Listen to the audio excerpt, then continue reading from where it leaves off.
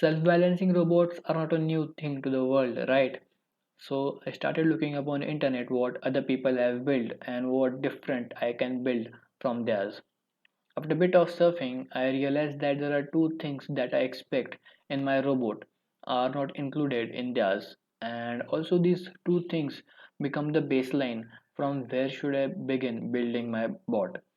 The first is the design should be as compact as possible, and the second is the way the wires are routed around the robot should look a bit more promising and presentable. Before we design, we need to first figure out which electronic components and modules we are going to use. And for that, we need to first address the wire routing parameter as I mentioned previously. So there are three ways we can connect electronic modules and components to each other.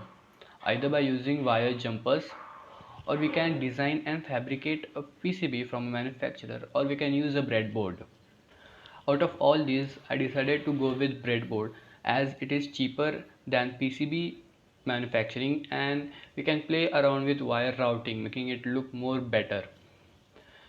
Using a full size breadboard is not a good option as we want our robot to be as compact as possible. So I'll be using a mini breadboard which is 1/4 the size of this full breadboard.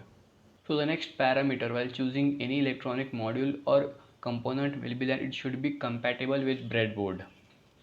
As the brain of the robot, I decided to go with Arduino Nano. As the processing power of Atmega 328, the microcontroller around which the board is developed is just perfect and its all pins are breadboard compatible.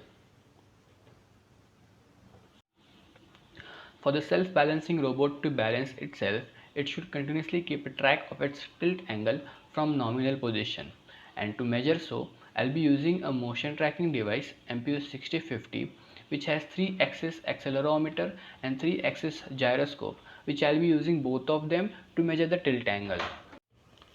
Talking about motors, though it is recommended to use stepper motor, I will be using N20 microgear motors 12 volt 300 rpm with its compatible wheels and L293D driver IC, which is obviously breadboard compatible. As a power source, I will be using two 9 volt batteries, one for the logic device and one for the motors. Using 9 volt batteries did create a problem which I will address further. After it was clear that which component and modules are going to be used, I had a rough idea where everything will be placed, which does look something like this. But to hold everything together, we need some kind of chassis or a support.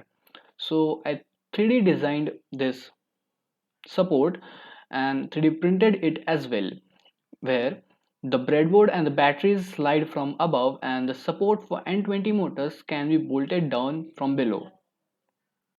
Now this is the point where I like to emphasize on. I had the design ready, I had all components with me, but instead of assembling everything at one go, then writing the code for Arduino all at once, then trying to debug it if necessary, what I did instead is I divided the build into four parts: the microcontroller, the MPU 6050, motor drivers and the PID, and started testing every division. Like for microcontroller, I check if the drivers are properly installed or not. Then I divided the MP6050 into further three stages. In the first stage, I checked if the accelerometer can measure the tilt angle or not. In the second stage, I checked for gyroscope, if it can measure the tilt angle or not. And in the third stage, I combined both of them using complementary filter. The code for all these stages were written and saved in different files. This way, if something goes wrong in the final code, I can easily refer to stage code, and by comparing the final code and the stage code, I can figure out what exactly went wrong, which part of the code was creating a problem. So basically what I did is I divided the code into multiple sections, tested it individually and then compiled them all. And the same can be done in circuit designing as well. This method greatly saves time in debugging. Talking about power source, what happened is the 9 volt batteries were not able to provide enough current to the motors for the board to recover. So the recovery angle was too low, so low that the board was unable to balance itself. Hence I had to shift to external power source of 12 volt which can provide enough current. In the next version, I'll still improve the design and use a power source like lithium ion or lithium polymer battery to provide enough current. And these were the points I wanted to highlight about my build. All the project files and the details I have linked down in the description. Thanks for watching.